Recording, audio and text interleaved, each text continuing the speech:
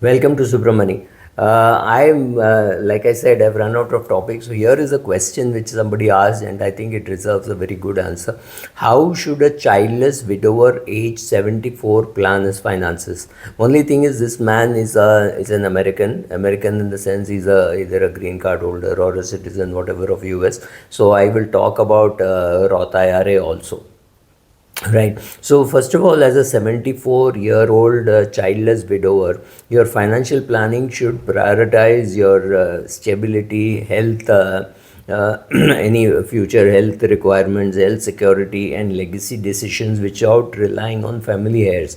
Now, if you are in the US and you don't have anybody close, and I have no clue whether he has anybody in India, I don't even know whether he's going to settle in India or settle in the US, but my answer will not talk about Indian financial instruments, but maybe a little bit of American.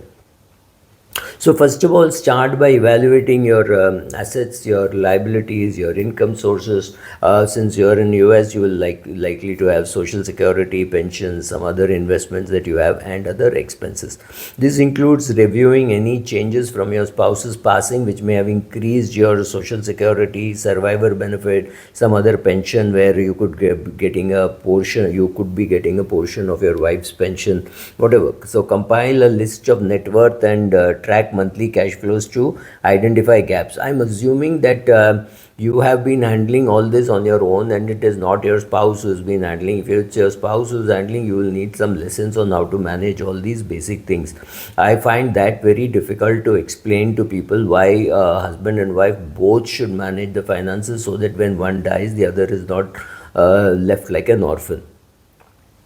So create an budget and create a budget and reflecting your single status, how your expenses go down. Maybe you should shift from one house to another. Maybe you shift to a smaller house, or maybe you shift to a senior citizen care because you may not want to look after yourself daily. Even simple chores like cooking and washing and all that is not going to be very easy. Though of course 74 is a young age because you could live maybe until the age of 99, which means another 25 years to go. I'm also assuming that he's not planning to get married again. He's not planning to live with anybody else. Could be a brother, sister, nobody in US is what my assumption is, right? So if in India, maybe I would suggest that he go and live next to his brother's house or to his nephew, niece, somebody. Here I'm assuming there is no such option available. So create a budget to reflect your single status, listing all your income, plus a potential some one-time settlement to be received in case of wife's death. His wife died recently, maybe in less than 6 months ago. And then list expenses like housing, utilities, leisure, etc. Aim for an emergency fund covering about 12 to 24 months. Why 12 to 24 months? Because anyway you're going to keep money in debt instruments more than you're going to keep money in equity. So chances are you keep more money for emergency in case the market falls and it takes a longer time to recover or whatever it is. I'm assuming obviously that all debts would have been paid off by now because he's an Indian. I don't think he would have carried debt so much into his retirement. Even if he had carried into his retirement about 10 years back, he would have finished repaying all those loans. Maximize retirement savings if still possible. For 2025, those 50 plus can contribute 8,000 to an IRA or 31,000 to a 401k style plan for higher ages of 60 to 63. I'm not very sure about this, but without any children, you may have more flexibility to downsize housing or pursue cost saving hobbies. So whatever it is, most important is going to be your health care and long term care planning. Most people above the age of 65, 70 need long-term care. So healthcare costs can escalate, especially in your 70s. You have not seen this kind of escalation happen in your 50s and 60s. Sorry, but in your 70s and then maybe later on in your 80s, this could be very high. So please take adequate medical insurance. Medicare, Medigap, whatever you want to take for hospital visits and doctor visits, you need to cover that. About 70% of the of people above 65 need long-term care, so you have to provide for long-term care. Long-term care insurance is today expensive, so maybe you can provide out of your own capital rather than depending on some other insurance. And since you lack family caregivers, it's necessary for you to build this up, because it's going to cost you a lot of money, and perhaps you will need some supervision while in not doing well, right? So if you're not doing well and you're in bed, somebody has to handle your finances. Just find somebody, some friend's son, nephew, uncle, whatever, whoever you can find. Build a support network, appoint a healthcare proxy or a power of attorney holder from some friends or some professionals. Consider aging in place modifications, ramps, or actually shifting to a senior citizen home. There is nothing, if you don't want to stay alone. If you are a person who is an extrovert and likes to go out and meet people, it's nice to live in a senior citizen home than trying to live on your own. Then investments and saving strategy, diversify your portfolio. Maybe you are into stocks, bonds, ETF, and real estate.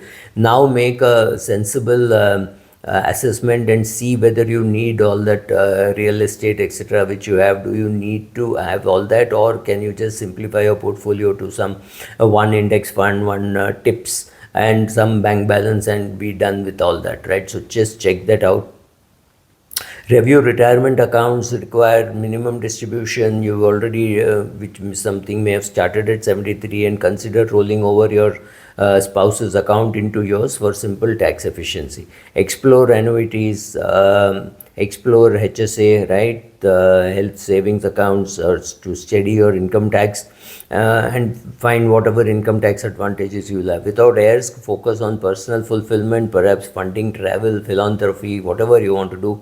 All those things you can do. But now coming to estate planning and legacy, without children, estate planning prevents assets from going to the state via intestate loss. Update your will, trusts, and beneficiary designations on accounts like IRA, life insurance, and bank accounts. It must have been your spouse by default, so you may have to now put in some nephew, niece, friend, whoever is going to look after you, right?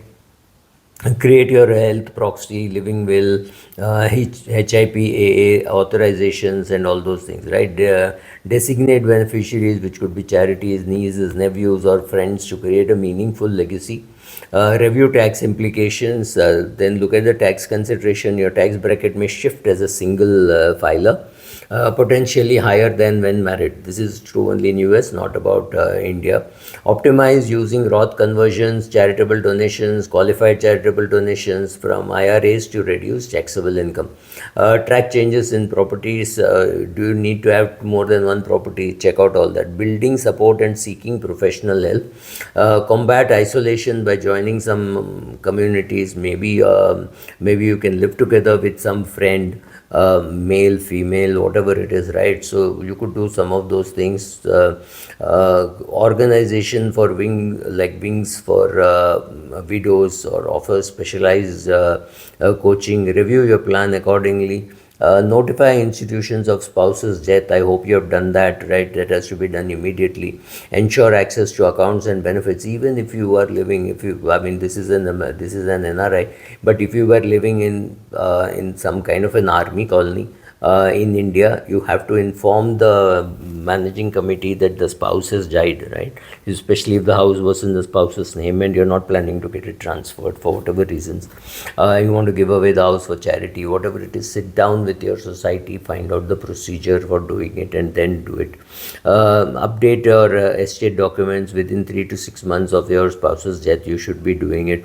Purchase, review long-term care insurance, because you're in the US. In India, it is not available at all. Build an emergency fund, maybe which is higher than what you had done when the two of you were together, and consult an advisor, an attorney, for completing all your documents. Thank you.